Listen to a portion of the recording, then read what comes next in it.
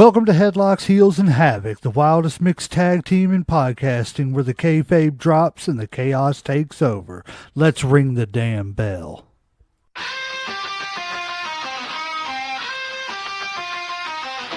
Headlock tight, heels on the prowl, dropping elbows, hearing growl, feel the foul. No script here, just real, no bluff. Kayfabe crack, now the dirt gets rough. Headlocks, heels, havoc in the zone. Stepping in the ring, chaos at your home. No filters, no mask, just raw bare tone.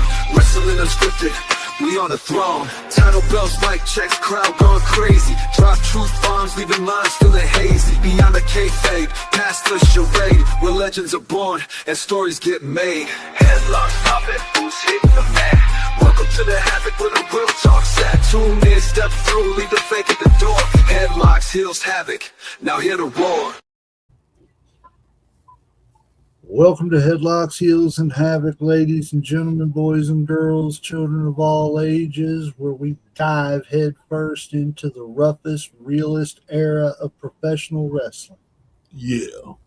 Tonight, we're heading into Mid-South Wrestling, a territory forged in sweat, bruises, and pure grit. This was a place where toughness mattered more than flash. Promos came from the gut, and legends like the Junkyard Dog, Ted DiBiase, Hacksaw Jim Duggan, and Bill Watts made wrestling feel painfully real. No shortcuts, no spectacle, just hard truths, hard hits, and stories that helped shape everything wrestling would become. Welcome to the show, everybody. I am one half of the greatest tag team in podcasting, the legend J-Mac. With me, as always, is everybody's favorite uncle and the man that's always ready for a hot tag, Uncle Slam. What's up? Now, before we dive deep into the Mid-South territory, we want to ask you to like, share, subscribe, and follow, and do all the things so that way we can help bring you more content. As I'm looking out my window and watching the start of Snowmageddon going on here. But yeah, if you don't care, get our name out there. Like I said, subscribe, share, and follow. Get us out there. So that way we can keep doing this for you. We enjoy doing it, and we love wrestling, and we love bringing you the content that we can. It's already snowing over here. Okay. Well, in saying that, I meant to ask you a question on the last recap episode, Uncle Slam, before we get into the Mid-South stuff. Yes, sir. I know we don't really cover this much, but the time to cover it. AFC NFC championship games. Who you got? Let's see. It is the Seahawks versus the who are they playing against? And I know it's the Broncos versus the Pats, right? Rams. Okay, it's the Rams and Seahawks? Rams and Seahawks. Rams and Seahawks, I probably would go with Seattle. I kind of like them a little bit better. Plus, the Rams just won it not too long ago. And then the Broncos. With the Broncos losing their star quarterback, Bo Nix, it kind of looks like the Pats kind of got this in the bag. But anything can happen. A four-stringer can come in and win the game, because all he's got to do is win one game. 2 games, to win be a championship, or he's got to win one game. So, all I'm going to say, as a New England Patriot fan, I'm never ever going to say the cat's in the bag. I said that once, the first time we played Eli Manning, and it ruined our perfect season. I love that. Love it. I didn't say it again when we played Eli Manning again, but that sumbitch come back and bit me in the ass again. You were thinking it. That was the problem. It was the curse of it. That's what it was. That's it. I was thinking there's no way he can beat us again. Again. And then the only other 2 words I have for anybody that thinks things can't happen is Nick Foles. Yes, sir. All I'm gonna say to anybody is Nick Foles and that shitty ass Super Bowl. That was the worst Super Bowl Uh, ever. that was the best I've ever seen. And just to shout out to Nick Foles, you'll never have to buy a drink in Philly again. Your glass will always be full. I promise you, brother. It will. It definitely, most definitely will. I promise you it will. Yeah. I was like, man, out of anybody to beat us, it had to be Nick Foles. I Like I've love got it. like, and that's the crazy thing. And like I said, I ain't trying to get off into a football rant because we're going to look into Mid South here. But the crazy thing is like Tom Brady never got beat in the Super Bowl by anybody of big time recognition other than Eli Manning. And what did he get recognized for? For being Peyton's brother? I mean, other than beating Tom Brady, what did Eli Manning ever do besides an 8-8 season? Well, You know hell, what I'm saying? yeah. But Tom never won because there was a little thing called Spygate. You know what I'm saying? Oh, And that's probably how he knew every play the Eagles were going to run during the Super Bowl and I countered don't it. know. I don't know what you're talking about. I know you don't. Y'all get All memory these loss. Y'all just all forget these about all that. disproven Oh, God. conspiracy theories y'all got. Conspiracy theories with you. My God. Disproven conspiracy theories. Oh my God. I thought you were the king of the conspiracy theories. He's like, what? I don't believe in conspiracy theories. That don't even sound like me. I don't know what you're talking about, man. I don't know. I bet you don't. Conspiracy, I bet you don't. do nothing like that stuff, man. No, nothing.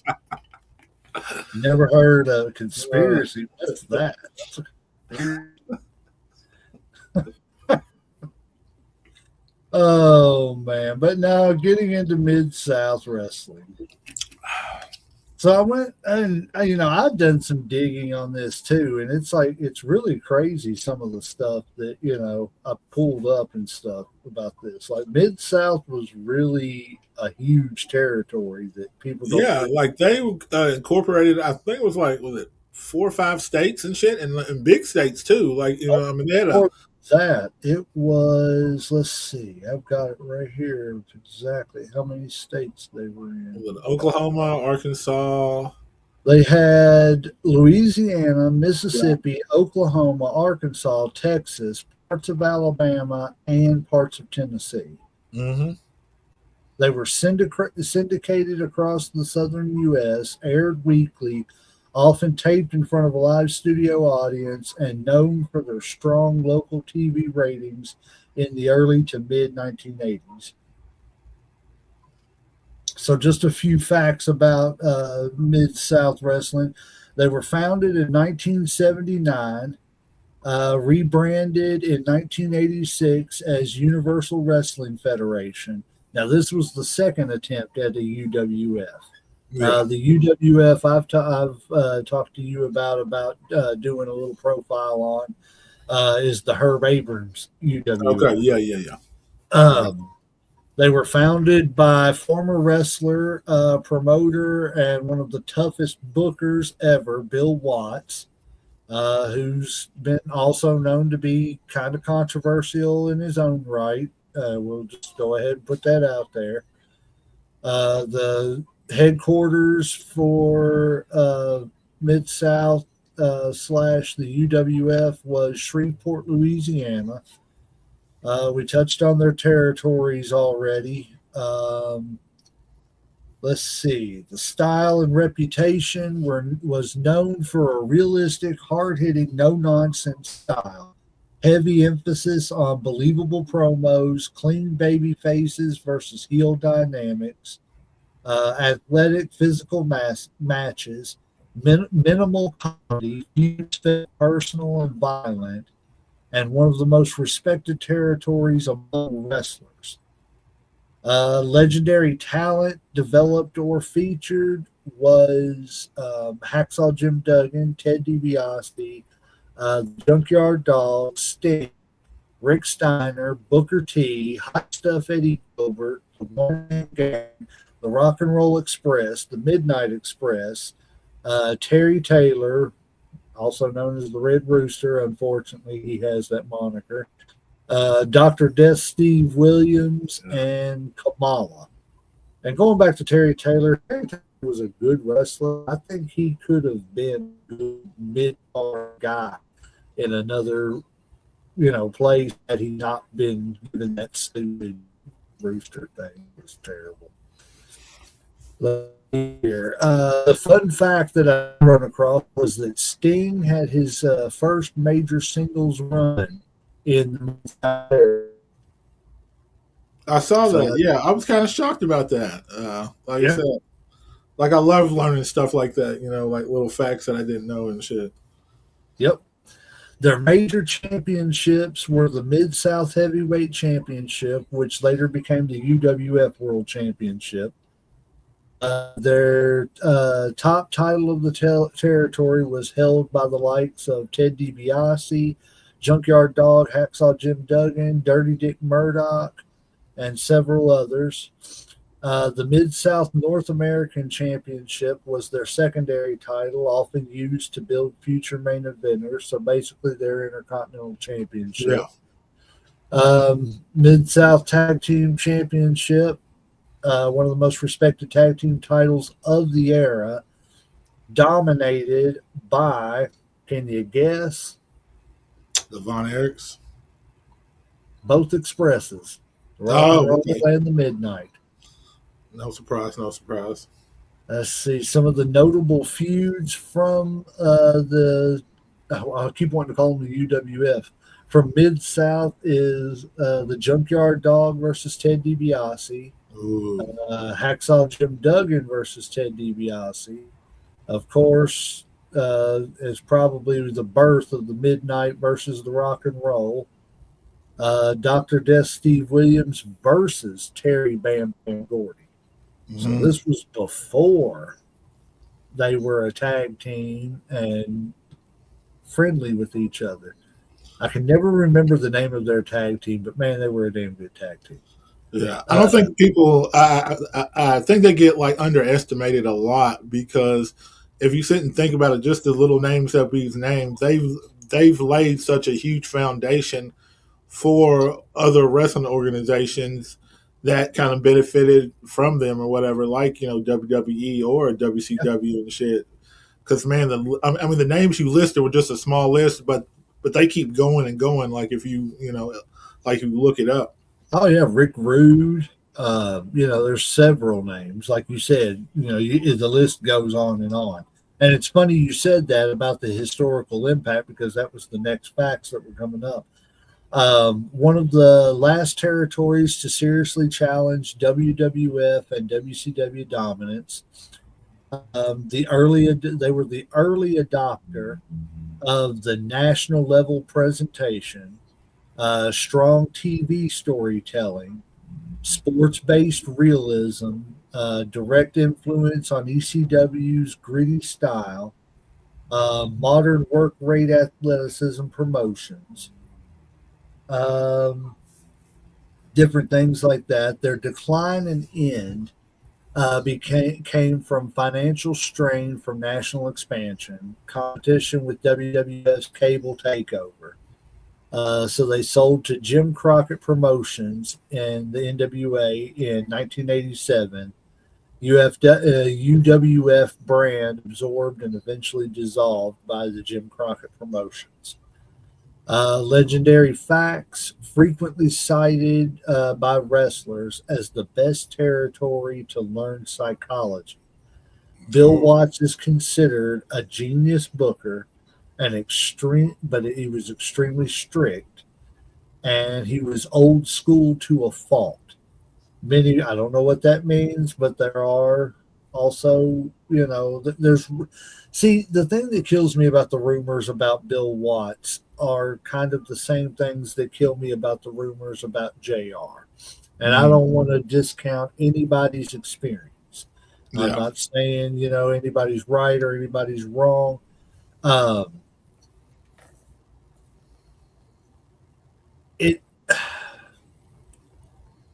For somebody who gained a reputation of having a certain reputation, he was very big on pushing like black talent. Like people don't understand Mid South. JYD was their Hulk Hogan. Yeah, yeah, definitely. He was bigger than a lot of. Like I read that he was bigger than Peyton Manning. I think they had like a career. It wasn't a career day, but like a hero day. It was like Peyton Manning's father, Archie Manning, and some other like Olympian. And nobody gave a shit about them. All they cared about was JYD. Yeah, that's how that's how he was huge down there. Now they said that by the time that JYD got to the WWF and WCW, he had kind of said, F it and had letting his demons gotten to him. Yeah, But I mean, you think about that. Like JYD was always a big, star. yeah. But I never thought that JYD was ever going to win the world title. Not in And the WWE. Yeah, I just didn't see it. Now I could see him in other promotions, but I didn't see him beating Ric Flair when he went over there and was had a little rivalry with Rick. And a lot of people said the reason he didn't win it was because of the fact that 5 minutes in he was gassed out. yeah, So, I mean, I don't know. I'm not trying to throw any bad, juju or whatever on anybody's name who's not alive to defend himself, but it's just what I've heard and everything. But like my thing with it is like even in other promotions, I never saw him as being like the world champion. I saw him being like a tough competitor that could compete with the world champion. mm-hmm. But like the guy that just never got over and won it. He was always cheated out of it or whatever. They pulled the tights or, used a pair of brass knuckles, something like that. Yeah. But like to look into this stuff though and see that like at the time he was their world champion. He was their top draw, and then to think that like Ted DiBiase was involved in that mix too and everything, it's just like and we're not talking $1 million man Ted DiBiase. We're talking just Ted DiBiase, Yeah. So it's like it's crazy to go back and look at this stuff.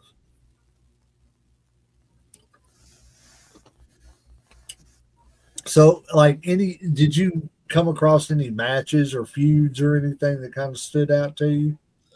Man, like doing research, like I said, of course, JYD was a big one. Magnum TA, Dr. Death, Steve Williams, like anything with Dr. Death, Steve Williams was kind of big for me or whatever. Like when I was doing my research or whatever, I would say those would probably be the main ones. But like I said, I mean, there was just so many people, like it's almost hard to keep up with and stuff. And there's just so much video. I mean, YouTube has a very large collection of matches that goes by years. Like you can look up 1985, you can look up 87. I mean, and it just goes on and on. So, which is kind of a blessing. So, you know what I'm saying? I mean, there's a lot to choose from. Um, I don't have one particular match that I can say like it's my favorite, but I would probably say more. I like more or less people. You know what I'm saying? Like probably Dr. Death would probably have to be my favorite. Like him and JYD from Mid South. Like if I had to pick anybody, because JYD was that guy or whatever. You know, what I'm saying he could he could talk the talk. He was a big dude and he was he was very believable. Dr. Death was just intimidating and shit, man. I mean, I think he's probably got one of the coolest nicknames. Like nicknames ever and shit, or whatever. Dr. Death. Right. I mean, that's just dope as hell. What's this mean? You know what I'm saying? Just the name alone makes you ask questions. Yeah, Like, it just sounds like a wrestling name. Call me Dr. Death, Steve. right. Well, and like we discussed off air, a lot of people don't know this, but Dr. Death Steve Williams is the reason why we got Steve Austin. Oh yeah. You might want to share that story. Okay, so like Steve Austin went in. The story I heard, read actually, was that Steve Austin went into, and I believe it was from Steve himself. Um, Steve's real name is Steve Williams, same as Dr. Death. Well, his very first booking, he went to go up to the booker and say, "Hey, I'm Steve Williams." And everything. He's like, "Hey, great kid. What name are you wrestling under?" And he was like, "I guess Steve Williams." And he was like, "Well, you can't use that name because we already got somebody by that name, Dr. Death Steve Williams." So Stone Cold had to go. Well, he wasn't Stone Cold at that time, but he had to go, and he had like 15 minutes. The guy told him to come up with a name. So he was like stressing, trying to get ready, and like all he could think was, who is the toughest SOB I can think of? And he said that the $6 million man, Steve Austin, was the toughest guy he could think of off of TV at the time. So that's whose name he went with, was Steve Austin. I was like, and so a legend was born. Exactly. It's just crazy how, like, like you were touching on earlier, just the impact that Mid South had that you don't even realize. Yeah. It's just small things like that you never even realize. I don't know. It's crazy. Now, do you think Mid South was actually a real challenge to the WWE back in the day, or like do you see them more as that smaller promotion that was just had big dreams? Excuse me. Because back then there was what pretty much I think there was still they still had the territories, but they had kind of like a big three. They had up north they had WWE, they had Mid South, and then they had Jim Crockett's promotion or whatever. And you had the WCCW, the Von Erich territory Yeah, too. yeah. Honestly and truthfully, I think what killed both WCCW and I think it killed everybody that didn't survive was the fact that they were too late in the game at cable expansion. Vince seen it on the horizon and started chasing it. Mm. I think Vince got a head start as far as the foot race to it. Jim Crockett Promotions seen what Vince was doing and was like, well, let us try to do this, but we're going to do it our way. Yeah. And instead of big production, big value, it was more. I don't want to say it killed it because there is a fan base for it, but on a national scale, I don't think the whole nation was ready for Southern wrestling as much as they were ready for the WWE style of wrestling or WWF at the The time. more character driven, the more over the top Hollywood, the more yes. lavish spectacle. As far as WCW was just more about wrestling. You kind of let your actions speak for you, like in the ring. You didn't. Where the WWE or WWF at the time was more about interesting characters. You got a dead man, you got a freaking monster here and stuff like that. I felt like the NWA / WCW up until like Bischoff got there and stuff and everything and started spending a little bit more money. I don't think they really cared about like the production value of dressing up the arena. Yeah. It was like, okay, let's have a couple of banners made for the pay-per-view and we'll drop a curtain and then we'll put the banner in front of the curtain. You know what I mean? There was no I don't, it just felt like they were trying to stay too far behind. and it was that was even in like the early '90s. You know what I'm saying? That you can tell the production value was so much different between what the WWF was doing and what WCW was doing. Do you think it was done intentionally just to be different? To be like, okay, we're not like WWF, or I mean WWE, whatever you want to call it. We're not that big spectacle. We're real. We're more realistic. To an extent, yes, and I think it was deliberately done it was to the detriment, but I don't think that they realized it was to the detriment. They were just trying to hold true to the Southern wrestling roots. Mm. We're, you know, well, like, Mid South, like I said, sweat, bruise, and pure grit. It's not about, the flashy entrances and, because think about it, what was the big flashy, even into the early '90s,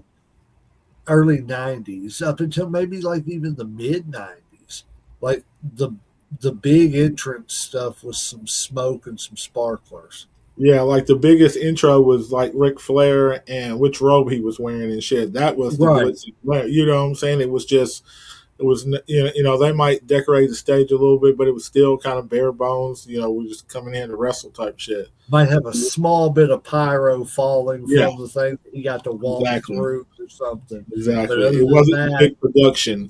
right. It wasn't a Hollywood production and shit. And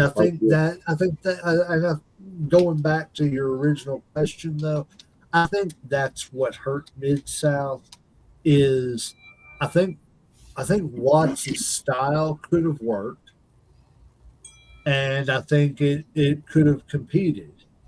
I just think Watts and a couple other places like WCW, they just were too late to the table trying to go national.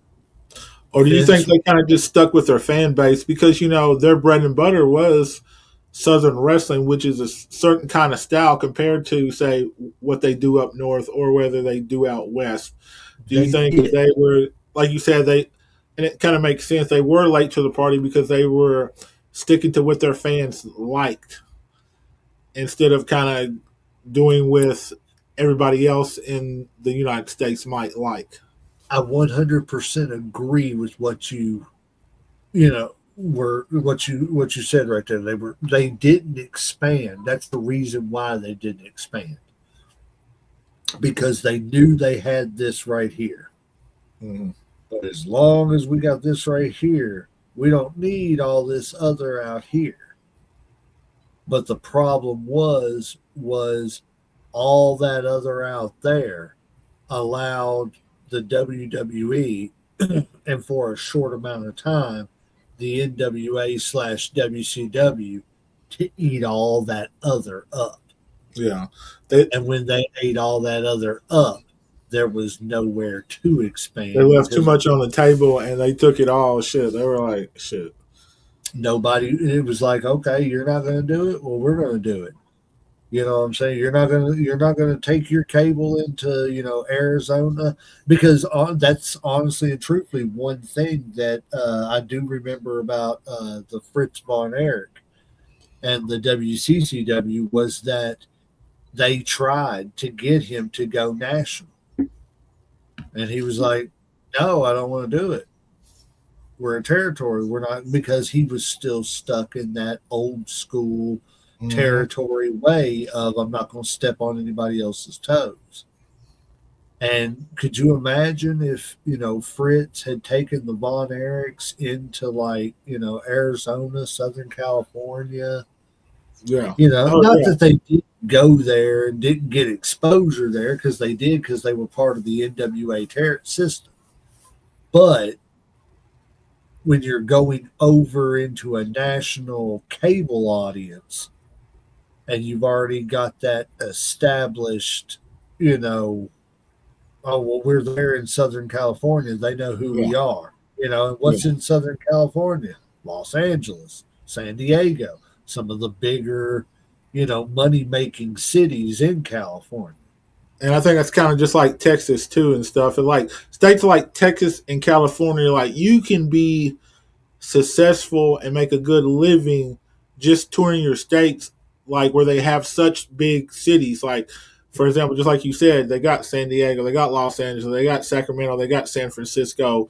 You can go through all and other places. And same thing in Texas. You got Austin, you got a San Antonio, you got a Houston, you got Dallas, you got all these big ass cities that like in one aspect, it's like you can still make a good living and be successful, even though you're not national in a national sense, and make good money just living in your state because those states are so huge and they have so many people and they have so many big cities.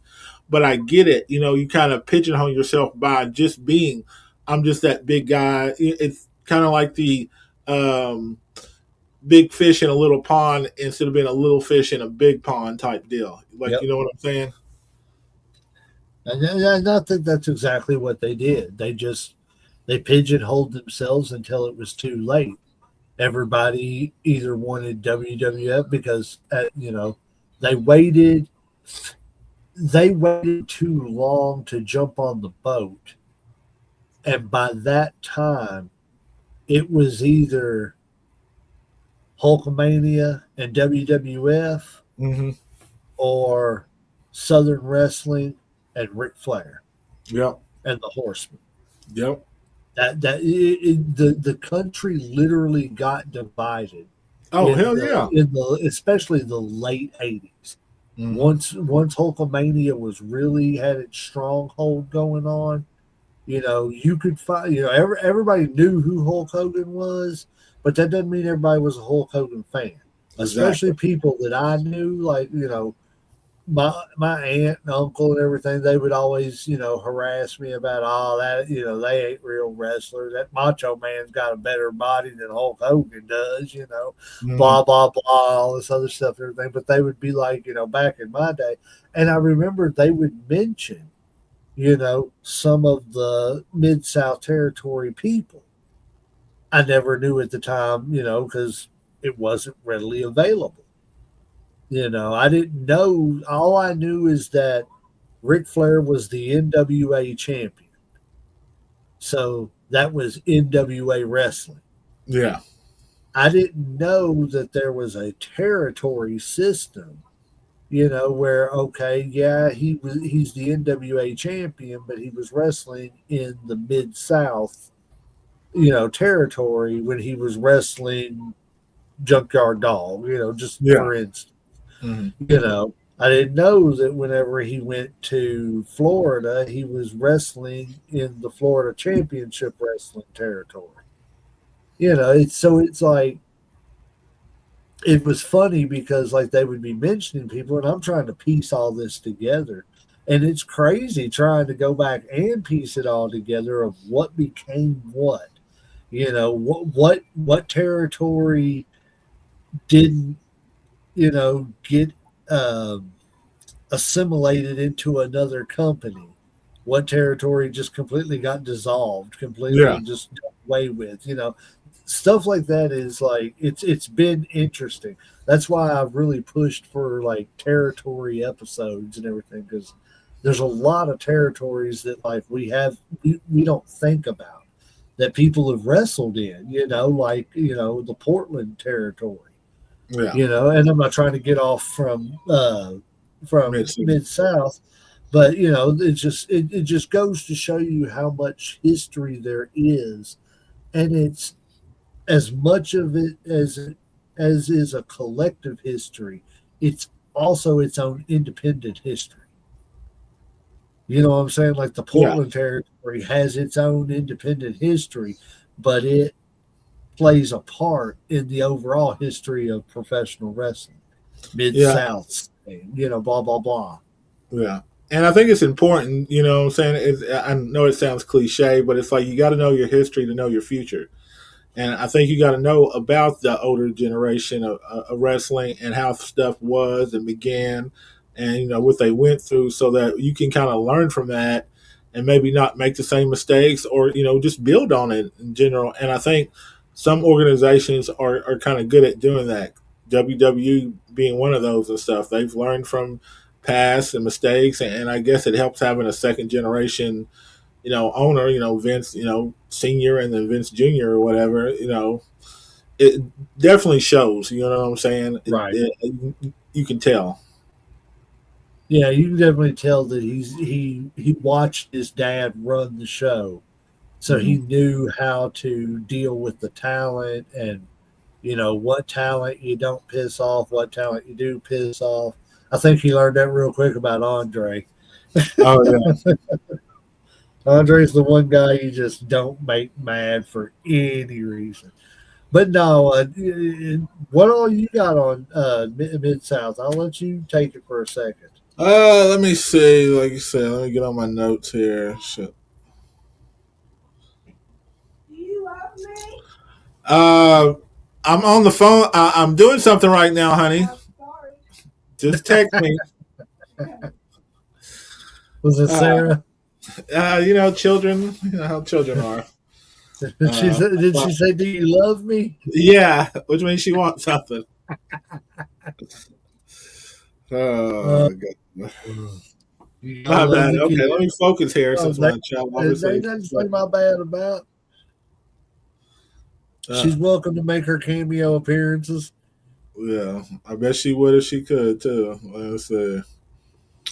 Let me see what I got. Hold on. I gotta find my notes here. I had them and then I clicked on some other stuff. Um, Let me see. As far as Mid South, I actually didn't know a ton about them until I what was it? I saw maybe a clip on Facebook or like YouTube, and it started listing like a lot of the people that were part of it, or all the people that came from it, and that's what really probably I'd say piqued my interest, and it just got me thinking about all these people came from this one organization. This organization must be pretty damn good to develop this many people, and like then when you start digging a little more, like you research and you find out the beginning of everything, how everything started, like how everybody you know basically like starting a wrestling organization that was trying to compete with the WW, that was trying to get on the same level, but like you said, obviously dropped the ball because they didn't make it. They're obviously not here anymore. But I mean, they've done so much. Like I said, I mean, because just all the like I said, I mean, I was watching some of their matches, like doing research, and I felt almost like I did today watching matches. Like I was invested in it. Like I was interested to see who was going to win and then who was going to lose and stuff. Like It was and stuff you'd never seen. yeah, and and I know it's not the same production quality as like what we have now, but the stories are still good. Like they're still relevant. Like they still get my attention. Like I still want to know like if so and so is going to win. Like if like if they're going to be a heel turn and stuff. Uh, which kind of shocked me. Like I said, I really didn't think. I thought it'd just be like me basically just doing research, but I actually gave a damn about when I was watching these matches. Now that could just be the wrestling fan in me, but I think it's more that I think it just shows to the longevity of a wrestling organization like that. Um, Unfortunately, like we don't have them around anymore to kind of speak for themselves, but like we do have a lot of video, there's a lot of research and there's a lot of material. And I think anybody that's a historian or a fan to like go give it a watch. Like you don't have to watch everything, but just sit down and watch like a couple matches and stuff, and like you'll be intrigued. Like people like Magnum TA, what I'm saying, that was supposed to be like the next Hulk Hogan, was supposed to be the next big thing, and you see why he was so big. You see why people were drawn to Doctor Death and stuff, or you see why people love JYD, or Jake the Snake, or Ted DiBiase was so good or whatever.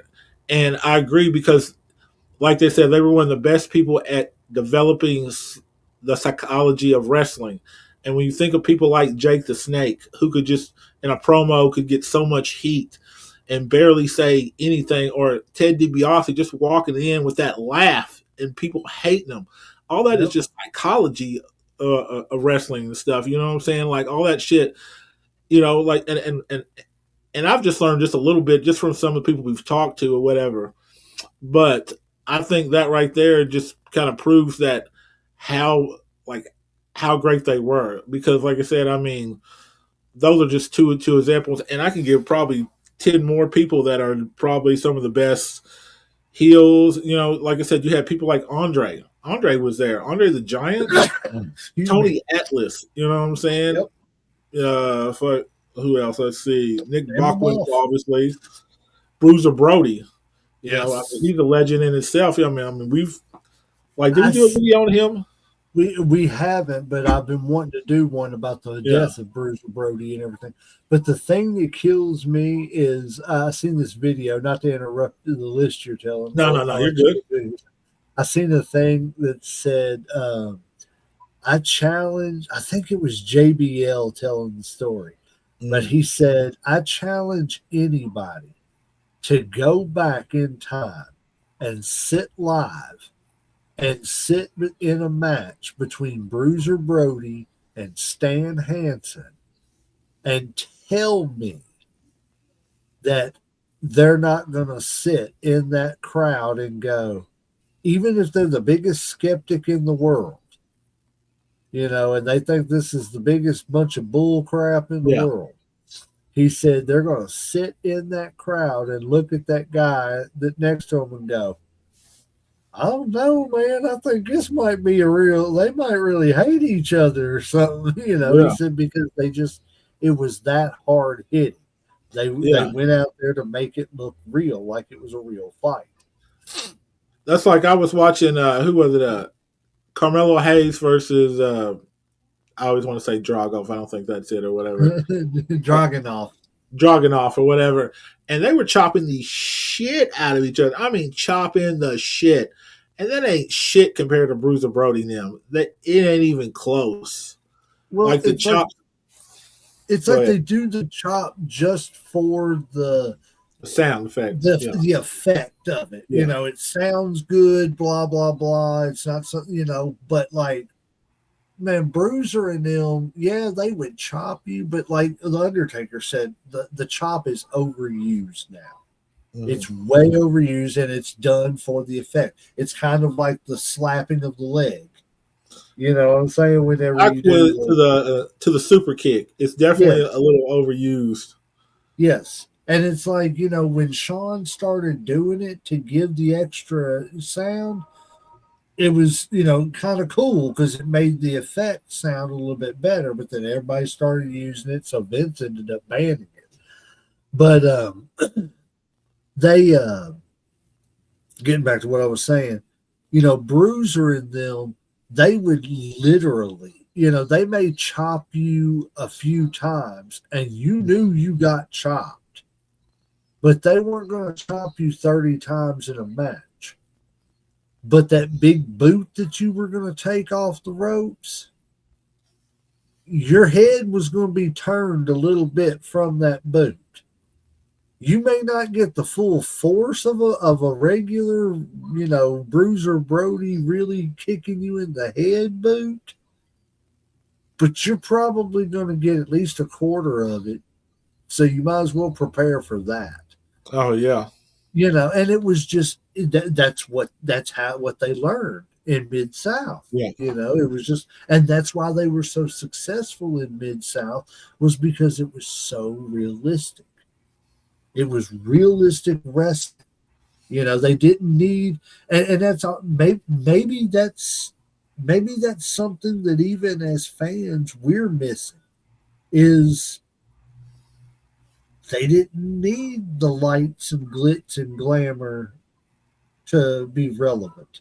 Well, like if you look at some of the people that are on the list, like and I'll read a couple, like like a lot of these people don't have a bunch of flash to them. You know, like okay, we got the Barbarian, not a bunch of flash there.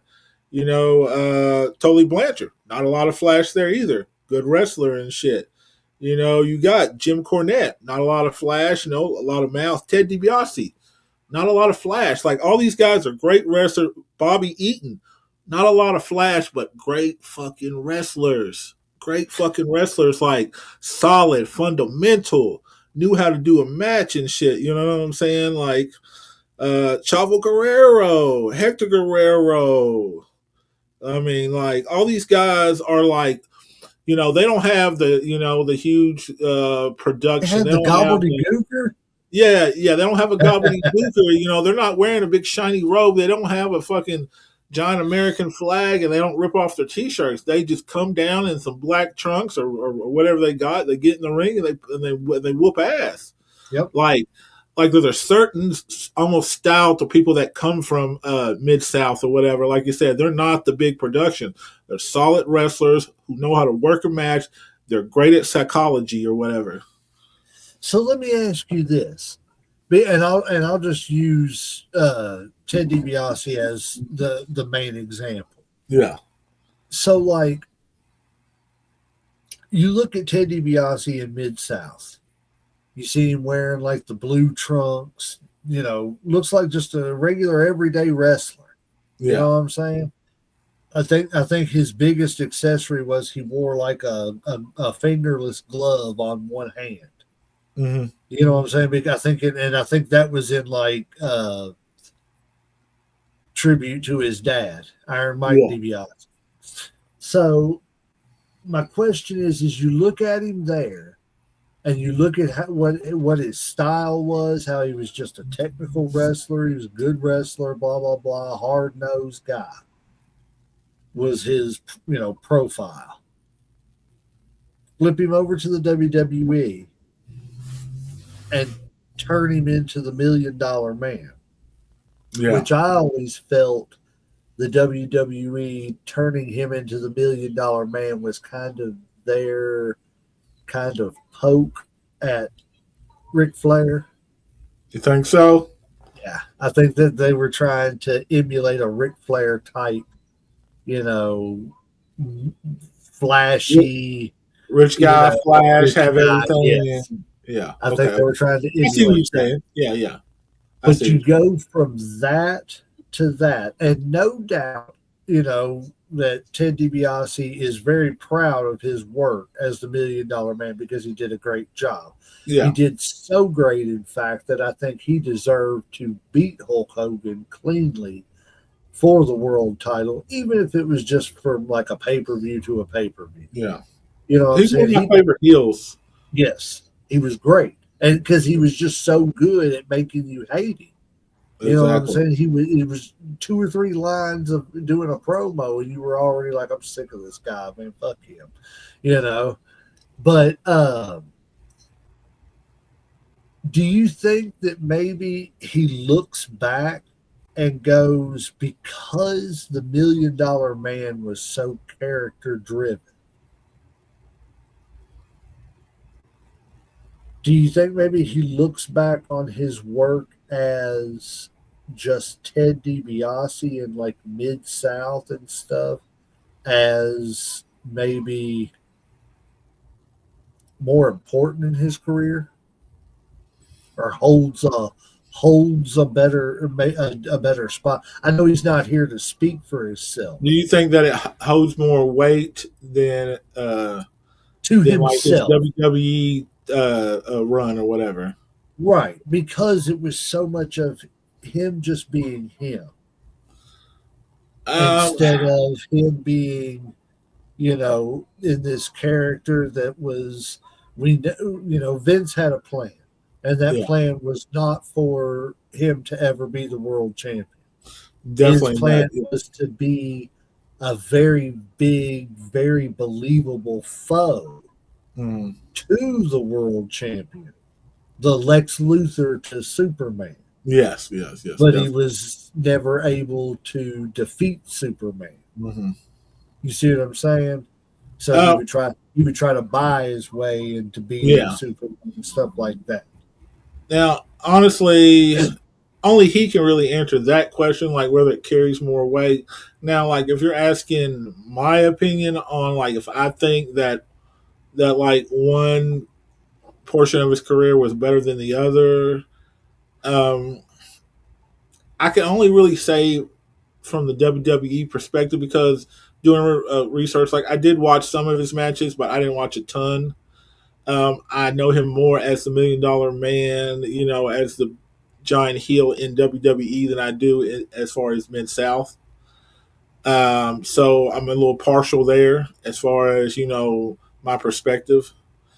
Um, but he's a legendary character, so I don't know. Like I said, I think he got to do more creatively, probably in Mid South, but he probably made more money in WWE, or Right.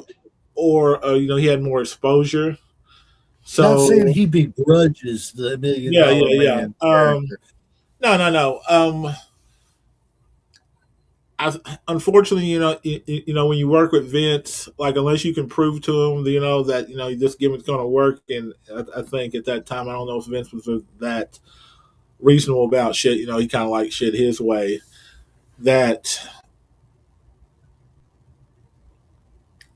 like I said, I don't have a problem with either one. Honestly, like I said, I I feel like he might have had more fun, like in the younger days, because he probably got to do a lot more of what he wanted instead of what somebody else wanted.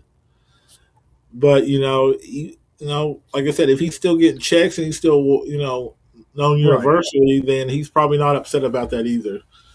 But I mean, like I said, that's really something that only he can answer.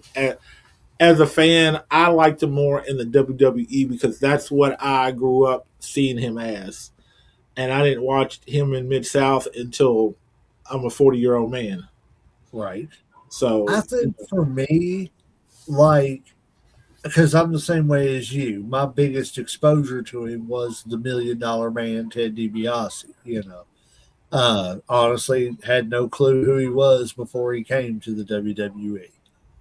Didn't know he had been in other organizations and stuff and everything. But like, I don't know if it's just me, but like, as a fan, maybe I don't know, and maybe turning into kind of an analyst and everything, doing the show and stuff.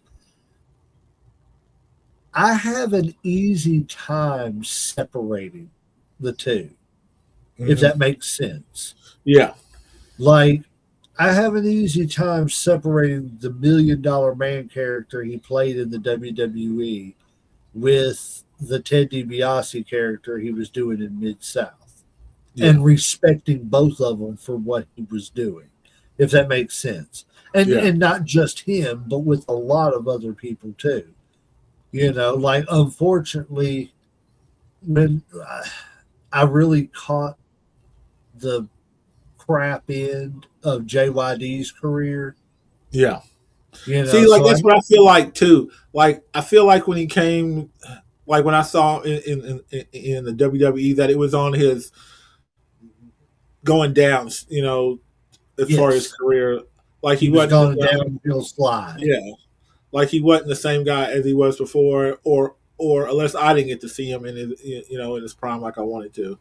Like, the name was there because the pops were there, Yeah. like Oh yeah. WrestleManias and stuff and everything that he, Yeah. The WrestleManias, the cartoons, the right, action figures. Yeah, all that was there. because he was a big part of the Hulk Hogan Rock and Wrestling show.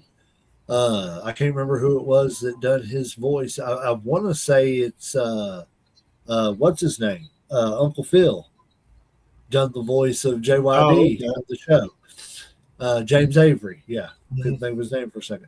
But I feel the same way. I feel like that we didn't get to see, and that's the cool thing about having these vintage libraries, which they need to make sure they're preserving. Yeah. I don't care where they put them. Don't charge people for them. Just put them somewhere. It's old. You know what I'm Is there a saying? wrestling hall of fame that for like all wrestling, like pro wrestling, not just the WWE? Maybe like a magazine or something, or something that would like actually could preserve all these, like if put them in a vault somewhere. So I think with the licensing and stuff like that, where Yeah. WWE owns the rights to it, they would have to donate it to the Okay. Hall of Okay. Fame. You True. know what I'm saying? I mean, I don't know that they would want to sign their actual rights over to it because then they wouldn't be able to make money off of it. That's And true. that's the thing, though. I mean, like I said, go back and watch this stuff because, like I said earlier, JYD was Mid South Hulk Hogan. I never seen JYD as a Hulk Hogan type stature. I saw Uh-huh. him as cool as shit. You know what I'm saying? He was one of the Yeah. good guys. I don't ever remember JYD being a bad guy or anything like that. But doing my research, the biggest, I guess, I was listening to JR, and because I know JR, worked Mid South and everything as a commentator too, so he knew a lot about what was going on there at the time. So I was listening to him, and he was talking about one of the biggest uh, promos. What am I talking about? Lord, it just went pew. One of the biggest stories that JYD was in was Yeah. when he got blinded. Oh, okay. And this was at the height of JYD being the Hulk Hogan type figure. And I'm like, I need to go back and watch this because people were pissed. Yeah. People were throwing batteries at people and everything because you blinded their hero. You know what I'm saying? And people don't realize either. Look at the states we named off in that. We were talking about what? Louisiana, Texas, Oklahoma, Tennessee, Arkansas. So You know yeah. what I'm saying? These were not even in the 80s and a little bit before. These were not the most racially sensitive states. So to have a black man at that stature, like you said, he was, what was it, Peyton Manning and other people, Olympic athlete. I forgot what the Olympic yeah. athlete. But he had stature that, you know, maybe in a subtle way help people realize that, what's so wrong about me liking this guy? You know what I mean? Yeah. Again, bridge, you never know what that brought on into people's mind. But at the end of the day, how many people who have racist thoughts were rooting for the junkyard dog? You see what I'm saying? Yeah. So it's like, I think it's cool. I think it's awesome, but I also think it's cool that we got that footage that we can go back and watch this stuff.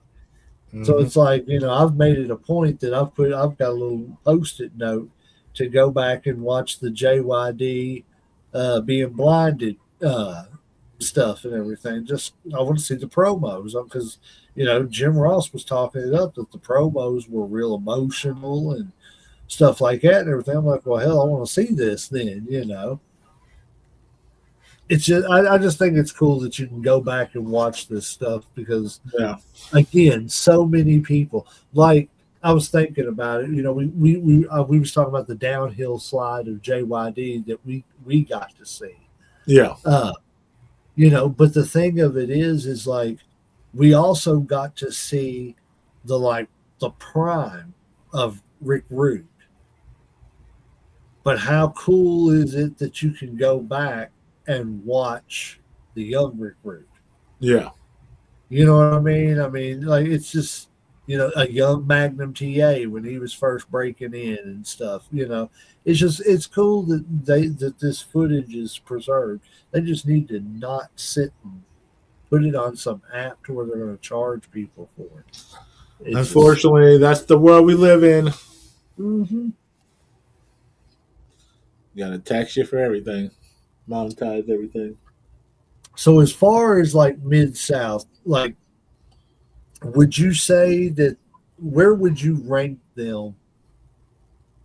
Again, 1 out of 10. one being the least, 10 being the best. Where would you rank them as far as like, we'll do a two-part question. All Where would right. you rank them as far as importance in the history of wrestling? And where would you rank them as far as competition during their time? Um, in their time, I would rate them, like I said, because to me there was only a couple. I think it was maybe like four really big promotions, and I feel like they were the prime competitors to a WWE. Like I said, they were just a little late as far as, like you said, television rights and getting TV time. Um, I would put them on par with like a Jim Crockett promotion or something like that. Like I said, I would put them a strong number two. You know, like if I was going to be like Pepsi and Coke, I would put them in the Pepsi. You know, tied with Dr Pepper or whatever you want to call it. All right. Um, and then what was the other part of That it? Like wasn't a plug for where somebody works or nothing. there ain't no plug there, no shameless promotion. Oh, hey man! As a matter of fact, if they want us to sponsor them, I will happily not Convert. drink. I will not drink this during our shows. I'm not saying I won't drink it at all, but I won't drink it during our shows. Okay. Now, okay. Like one part was like talking about like where I Their rank them, competitiveness, and then the other part was about what now? where they stand in history, where Mid South stands in history, like as far as 10 Important. being really important and one being not very important.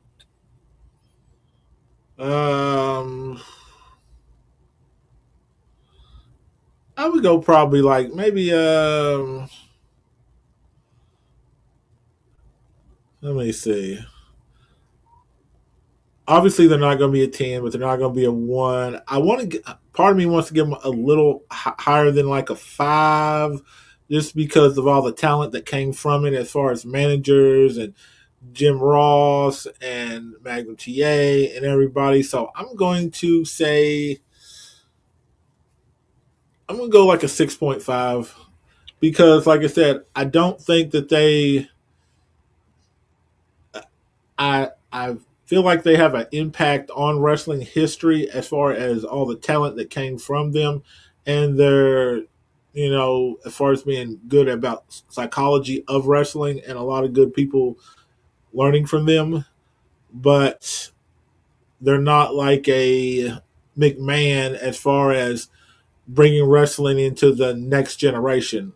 For their time, they were great, but in the histories of wrestling or pro wrestling, I would probably put them, like I said, probably around a 6.5, something like that.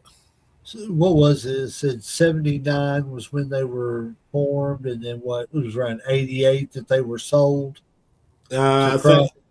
I think they ran what maybe to like 85, 86, something like that. Oh, let me see here. Go back into the. Let's see. 79 is when they were founded, rebranded as UWF in 86. And then, let's see, got it here somewhere.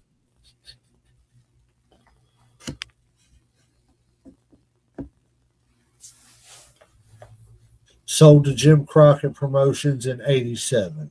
Okay. So just under 10 years as a promotion. Yeah. So 8 years as a promotion and had that much talent in him.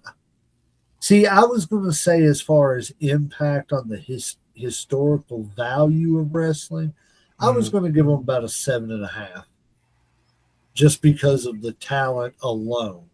Yeah. But then, and that's again not just the in-ring talent, the talent of Yeah, because you got Jim Cornette, you got Jim Ross. I mean, not just managers and commentators. I mean, wrestlers.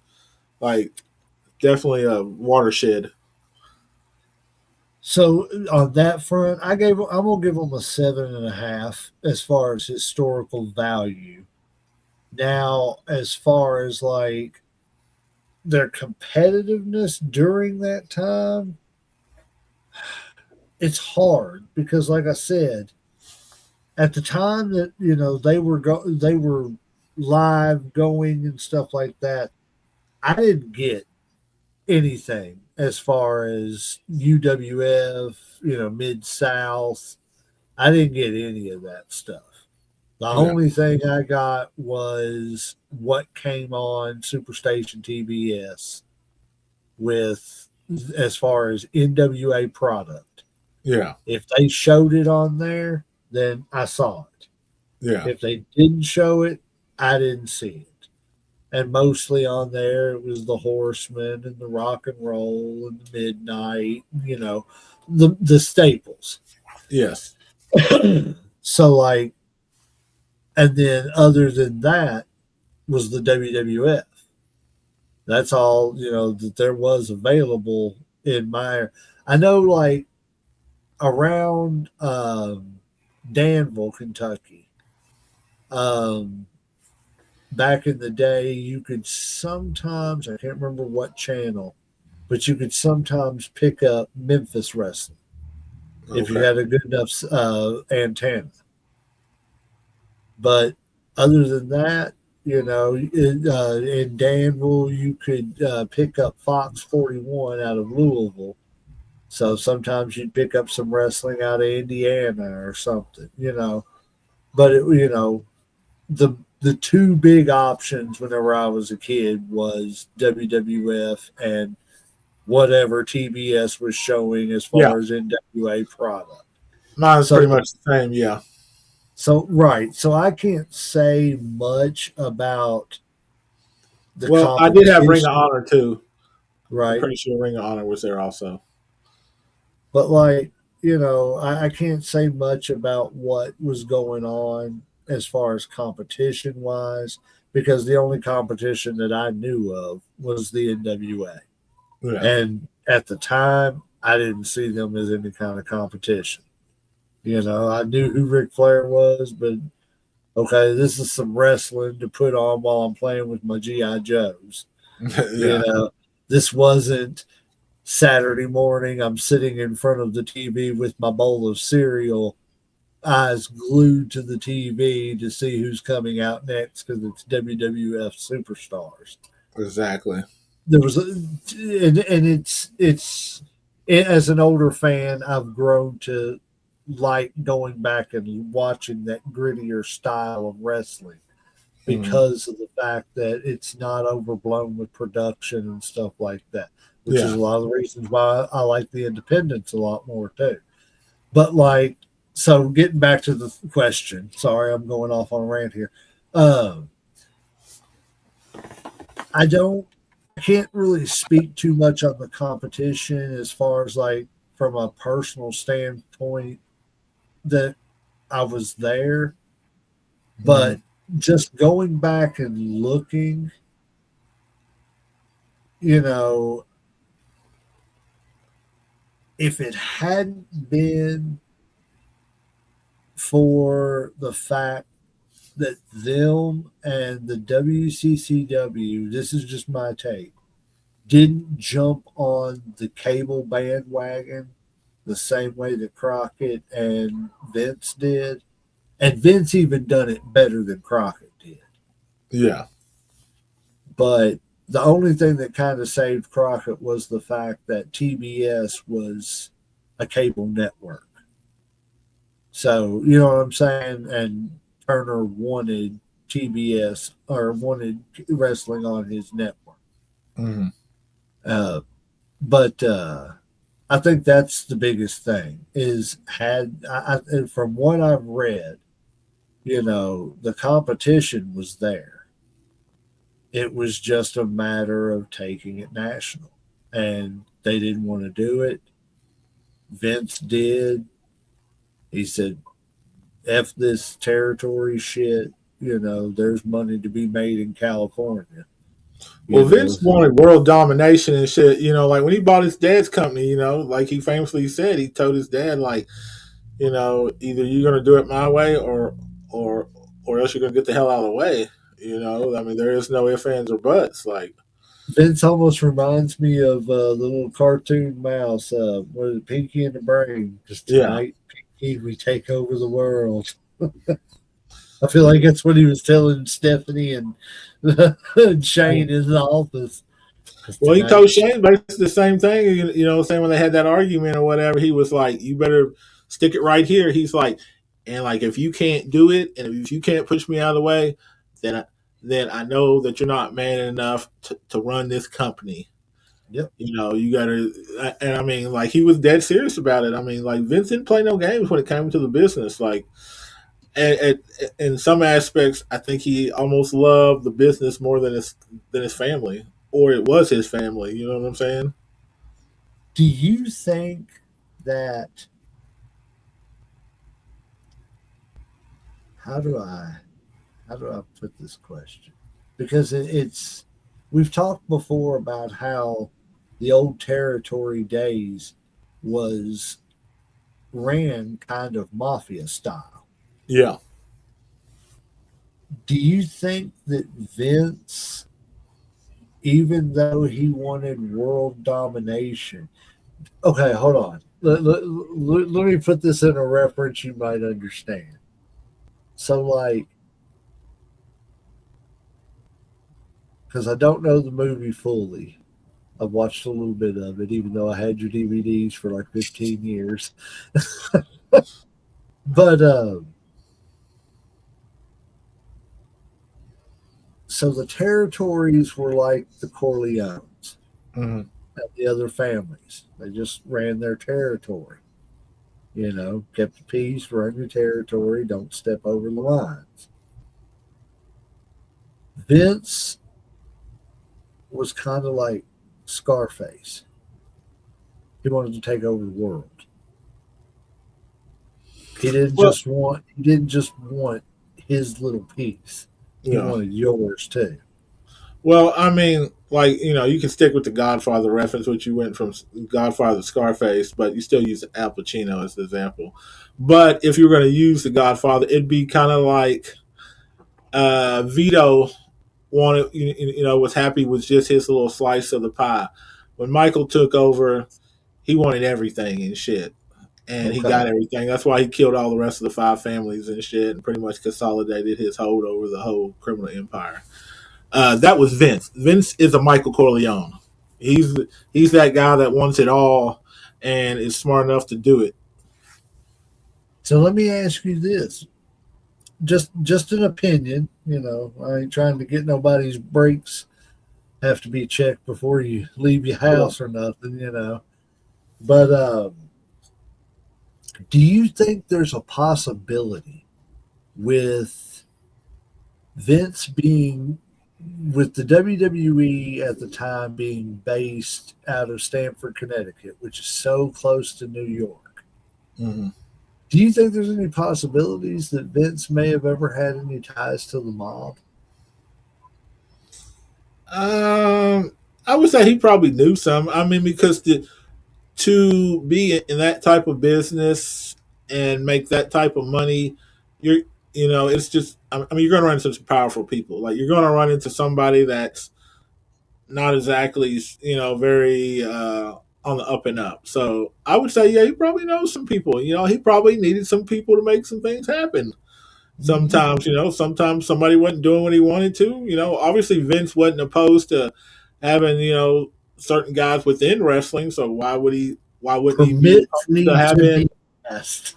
Yeah, he had the APA and shit. So, obviously, I don't think out of wrestling he would be any less. You know what I'm saying? Like, he probably had some people that were like, hey, man, I need you to run over here and talk to this dude. He ain't trying to cooperate. He ain't trying to work with me. Just, talk to him a little bit. You know what I'm saying? And by the time you get done talking, I'm pretty sure he'll be a little more convinced. So I wouldn't put it past Vince. No, not at all and stuff. Like I'm not saying that he's in bed with him and shit, but I'm saying he probably's got a couple people he knows if he had to make a phone call.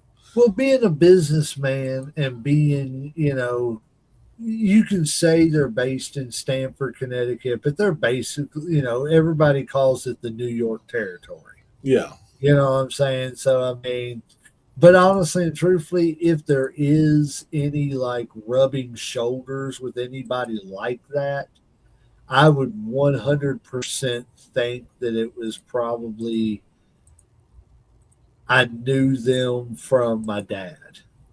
Yeah. Now, his dad being involved, I could see something like that because, especially back then, to hold the territory of New York, you've got to know people, especially again back then. You got to know people, know whose palms to grease. You know what I'm saying? To get, I mean, especially when your major shows are working out of the garden. You telling me that certain organizations don't have a piece of that pie somehow, somewhat? You know what I'm saying? Yeah, that's what I was saying. Like, there's just too much money involved, and like when there's that much money involved, the mom's going to be there, man. They're going to get Oh their yeah. cut. So, I mean, it's just that's why I would say probably not a working with them, but there's some connection and stuff.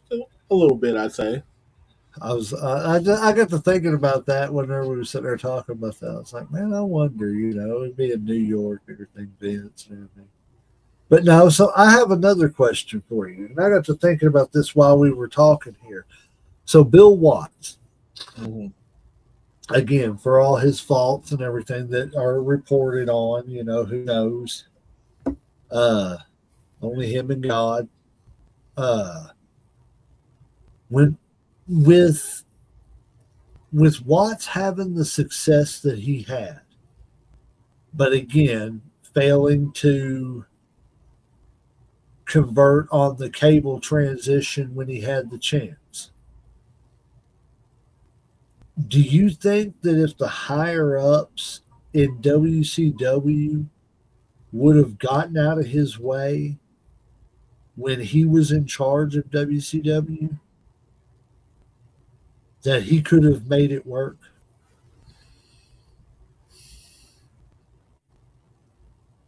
I don't know. Like I said, I mean, what was the reason that they didn't make it or whatever?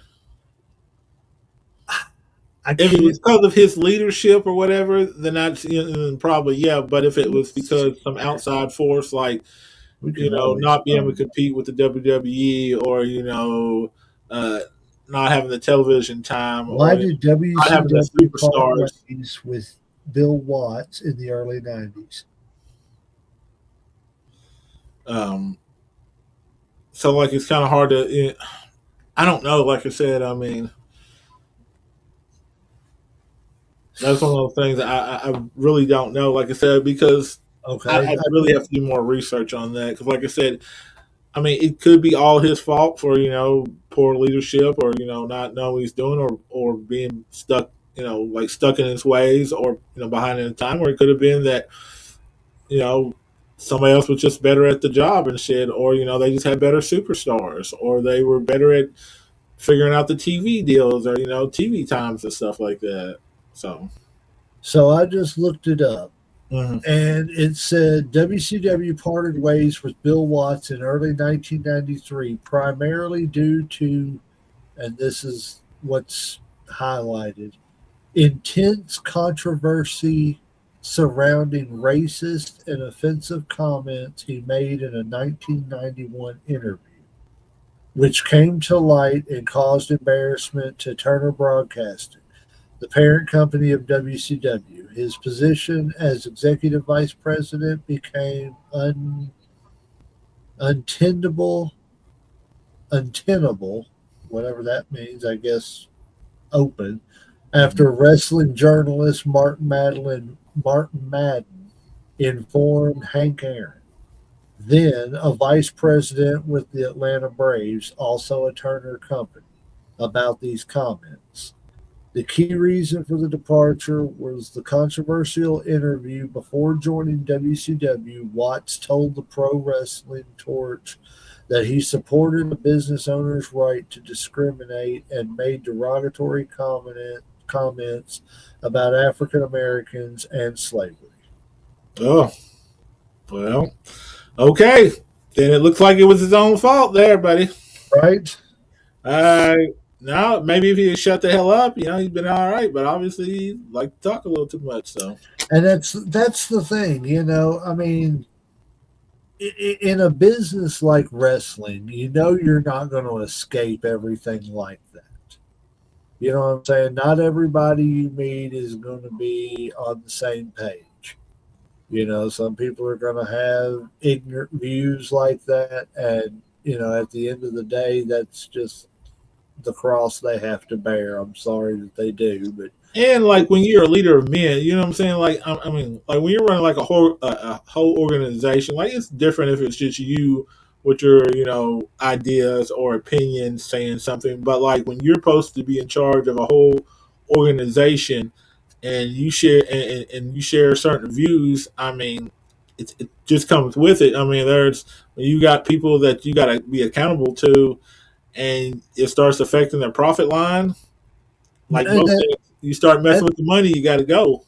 and that's what I was going to say is, you know, you can't, you're not going to change everybody's views on stuff, unfortunately. Um, but at the end of the day, like you said, you're in charge of a locker room. You're in charge of men who are of color. So keep it to yourself. You know what I'm saying? Uh, as bad as it sounds, because I don't want people like that in power over people, of color or whatever, minorities, whatever you want to call it. There's just people, but because it can set up for bad situations and stuff like that. But if you do have a position like that, then just just be fair, and you can go home and hate whoever you want to at night. You can go home and cuss at the wall that you had to give Booker T a world title shot. You can call him every name under the book, but at the end of the day, when you're at the office, be fair. Yeah. If he deserves the shot, he deserves the shot. And that's the thing that's like so crazy to think about, is because he did push, well, when JYD left, um, he tried to turn Butch Reed into the next JYD. Yeah. You know what I'm saying? So it blows my mind that if he felt that way, why would you sit and make your two biggest stars that you tried to push African Americans? The only thing I come up with is you're trying to hide something. Mm. You know what I mean? But Yeah. I don't know. It's just sad because for all the good that Mid South did, and for all the good that Bill Watts did, again, I mean, maybe he's just another Vince. I don't know. But for all the good that, both those things did, Bill Watts and Mid South, it has to get overshadowed by stupid comments. Yeah. You know what I'm saying? I'm let's just go further. Stupid views. But at the end of the day, you can't change everybody's mind. So let's just, if we can't stop the stupid views, let's at least stop the stupid comments. At least in public. Well, I mean, that would be the smart alternative and shit. Like, to keep your job at least. You would think. I mean, because I honestly, truthfully, there were a few rule things that he did as far as like when he took over in WCW that I was like kind of like, that's kind of dumb. But other than that, I think because I think eventually those rule changes would have come back. But I think as far as like I feel like WCW was getting a little bit better at that time. You know what I'm saying? It seemed like that they were starting to improve. And then, I don't know, that happened. He got fired, and then like the bottom fell out. Mm-hmm. And because they didn't know what to do. And that's whenever they put Bischoff in charge. But like, I don't know. I think Watts could have done something with it had he not, been a dumbass. Plain and simple. I mean, do dumb shit happens. Exactly. I mean, it's sad. But no, I mean, Mid South. I don't know. What's your final comments on Mid South? Final thoughts on Mid South. I think they're an important part of wrestling history. I don't think if we had them, we wouldn't have a lot of the, especially for me, the wrestlers in the '80s and stuff that I grew up with, in WWE and WCW. So I'm just appreciated for everything. You know what I'm saying? Like I said, I'm just glad that that they were here to like develop the talent and to breed the next generation of wrestlers and stuff. I think that you have to know your past to kind of know your future. So I think any good wrestler who really cares about the business will go back and watch like a lot of those old matches, and they'll get something from it. Like I think you can get something from almost anything, especially like if you go back, like whether it's to the psychology of wrestling, like whether it's crowd control, like whether it's moves or how to get over or how to be a heel or a baby face. So Mid South, like I said, I wish I got to see them in my prime because I really did. Like I said, I know more about them now just doing the research for this episode than I have.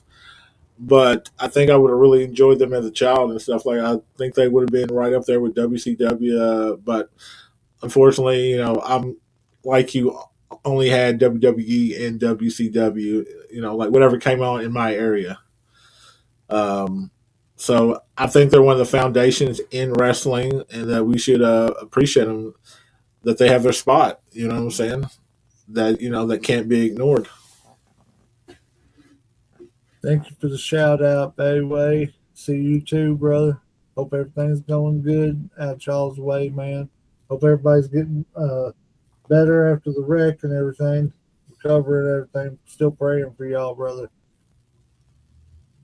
But yeah, that's me, but I didn't realize that, I've always heard about Mid South Wrestling. Mm-hmm.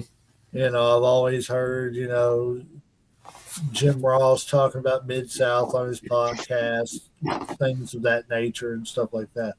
But I never really, got to, looking at it. Always, sir, always.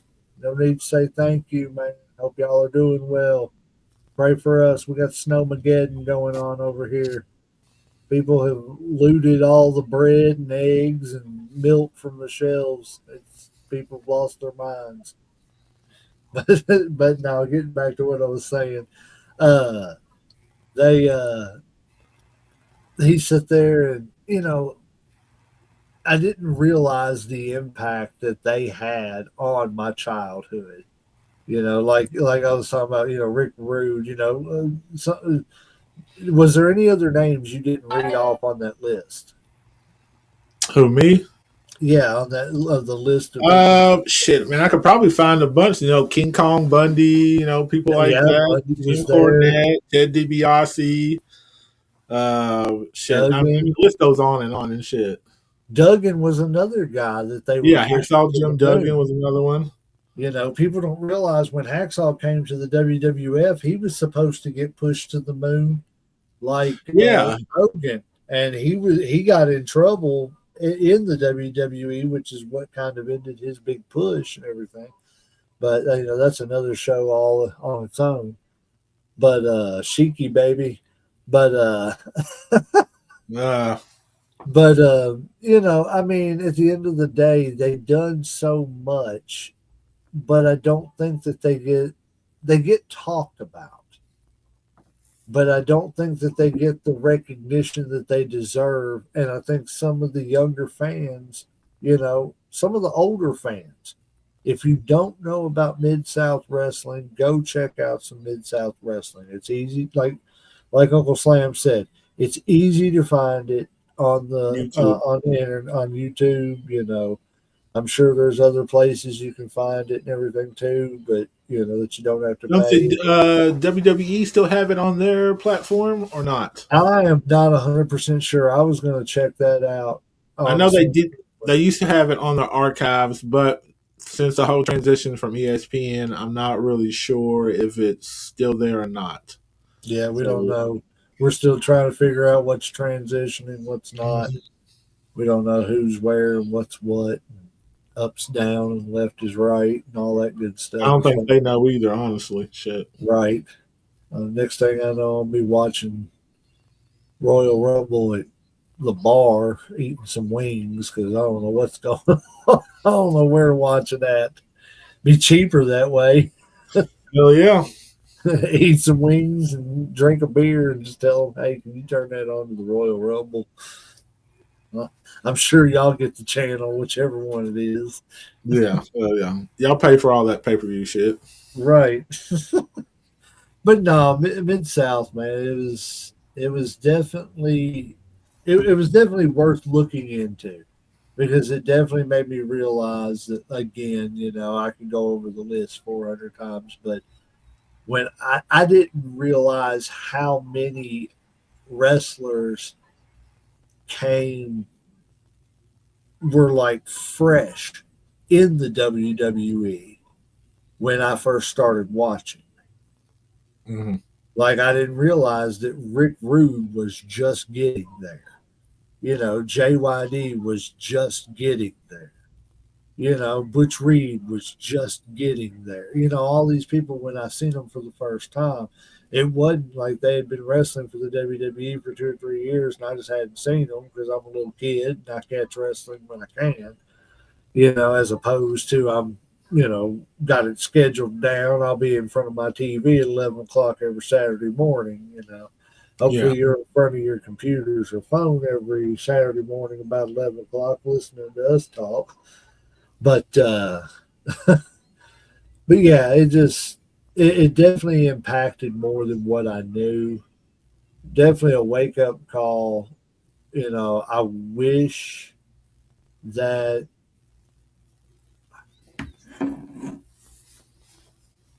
it makes. I wish Watts didn't have the cloud over him that he does, as far as the comments he made. Because again, with the way that JR defends Bill Watts and some of the things that have been said about JR, it makes you I know it's like, well, we see why y'all went together. Y'all hanging together. Why y'all were such good friends, It's we see what y'all had in common. It's like, please don't let I mean, it's one of them things you just pray it's not true, but true or not, like I said, you can't change people's minds, but I hope it's not. But I think Mid South had its run. It had a good place in history. I think Bill Watts could have done something with WCW. I didn't like some of the rule changes he did when he took over. Like not being able to come off the top rope, because if you did, it was a disqualification. And you took that was a rule? Oh wow! Yes, you don't remember that? No. I want to say that's around 1992-ish. Yeah, you couldn't come off the top rope, or it was a disqualification. He took the mats up from around the ring to where it was just solid concrete. What? Yeah, you didn't know this? No. What the hell was he thinking, bro? Yes, dude. Go look us up, man. Oh, I gotta look this shit up now. Like, oh look my god, up Bill Watts and the rule changes that he made. And hold on, let me see here. Before we take this show home, What were all the rule changes Bill Watts made when he took over WCW?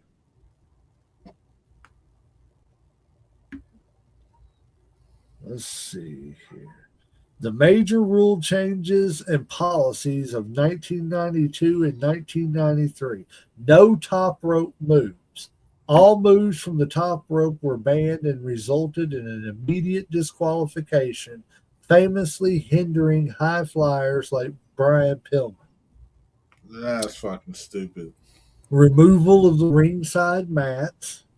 To create a tougher appearance, Watts removed the padded mats from the concrete floor outside the ring. No outside brawling. Fighting outside the ring was banned to keep action in the ring. He reinstated the over-the-top rope DQ. He reinforced the rule that throwing an opponent over the top rope is a disqualification, a rule that had largely been ignored. Now, you know something funny about that? That's one rule that I didn't mind in WCW because I felt like it separated their matches from WWF's. You can't throw them over the top rope. Yeah. I don't really like that shit too much. You didn't like it? No, it just seems stupid. It's like, you're disqualified. I liked how WWF you could do it, WCW you couldn't do it. But I liked it because it was like, okay, it's still wrestling, but there's just one slight little variant in their matches. And the variant is, you can't throw somebody over the top rope unless it's a over the top rope match. I don't know. I kind of like that being a little bit of a difference between them. Let's see. His other rules were strict separation of the face and heels, enforced strict traditional face-heel separations, mandatory attendance. Wrestlers were forced to stay in the arena until the final match was over, even if they wrestled in the opening match, which I don't see how that's a problem because that's pretty much the norm. That's what everybody. Yeah, that's standard right now. I mean, you should be watching other people to learn and kind of pick up tricks and tips and stuff. So I don't have an issue with that. Yeah, but you didn't know about all that over the top rope. Oh God, what the hell was like? Why do you think that shit was a good idea? Was it a safety thing? I don't know.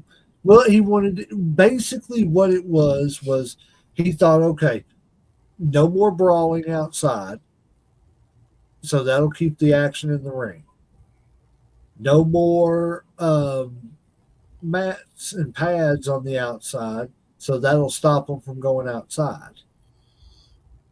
And then 3, I guess the no coming off the top rope, which was a terrible idea because, like I said, it hindered high flyers like Bobby Eaton and Pillman and stuff like that and everything, which Eaton was able to adapt because he was, he mat wrestled too and everything. Not saying Pillman couldn't mat wrestle, but Pillman's whole gimmick was a high flyer. I mean, it was kind of in his name, Flying Brian Pillman, But so I mean, I guess that was just kind of keep it on the mat and get it back to traditional wrestling. I guess he was trying to just overhaul and just say, hey, we got to try something else because what we're doing ain't working. Let's get back to the basics. But I don't know. Some of it was kind of like, huh? Because it was weird. You'd see somebody come off the top rope and then like all of a sudden the bell would ring and I'd be like, what the hell happened? And I'd be like, oh man, that dumbass new rule. Yeah, that's definitely some dumb shit. Or somebody would sneak and come off the top rope and hit somebody with a knee or something like that. Yeah, it's pretty bad. It's pretty bad time. But yeah, go back and check some of them out, man. Some of the matches. It's between 92 and 93. Fun stuff. You got anything else about Mid-South? I think that's it. I'm tapped out. Yeah, Mid-South was pretty good promotion, man. It did a lot for the business. Unfortunately, it's got a dark cloud like some of the other things in the business do too. But you try to move past that, and enjoy it for what it is, and get lost in it, as Dusty Rhodes would say. But yeah, if you ain't got nothing else, I ain't got nothing else, Uncle Slam. And I guess that referee's at that 3 count, so we're gonna ring that damn bell.